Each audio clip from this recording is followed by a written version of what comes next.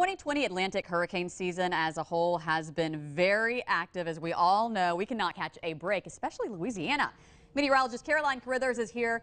The weather this October has been pretty different, Caroline, compared to previous years when it comes to tropical storms and hurricanes. Yes, so typically in a normal October, this is based on a 30-year average, we typically get two named storms, one of which becomes a hurricane, and a major hurricane happens about once every 3 years in the month of October. This year, 2020, we got 5 named storms, 3 of which were hurricanes and 2 reached major hurricane status. So a very, very active year. We blew the normal out of the water. Yeah, so abnormally active, but the problem is, I mentioned this earlier, the season isn't over, Caroline. Exactly. So the rest of the season here, we actually had a record of 8 landfalling systems along the Gulf Coast, and we had 11 landfalling systems in the continental U.S. We had 6 of those were hurricanes. So definitely a lot of U.S. focused storms this year. Also 2020 is tied for the most named storms. It's tied with the 2005 Atlantic hurricane season. That record is 28 named storms. And actually it's the first time we used Ada. So there's a little bit of confusion there. Okay, if it's tied with the record of 28, why is this the first time we're using Ada? Well, in 2005, they actually got to Zeta, but then they did a postseason analysis and found that there was a subtropical storm that they should have named and didn't. So that's where that 28 comes from. So we're tied with that record. And then also, we have surpassed the National Hurricane Center's definition of a hyperactive season. Yeah.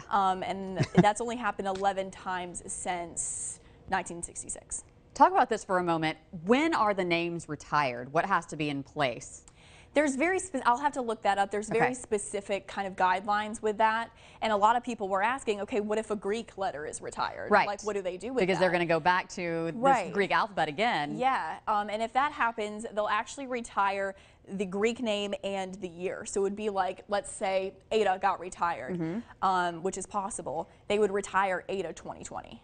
Okay, so several storms, as we've all seen, just seem to strengthen like that. You know, a drop of a hat very, very quickly this year, including Ada that made landfall in Central America yesterday. Why that rapid intensification in some cases, Caroline? Well, we actually had 9 rapidly intensifying storms this year. So it seems like every storm we've gotten has rapidly intensified. And that is in part due to low wind shear. It's also in part due to really warm Atlantic basin as a whole, not just the Gulf of Mexico. The Caribbean's very warm, Atlantic's really warm.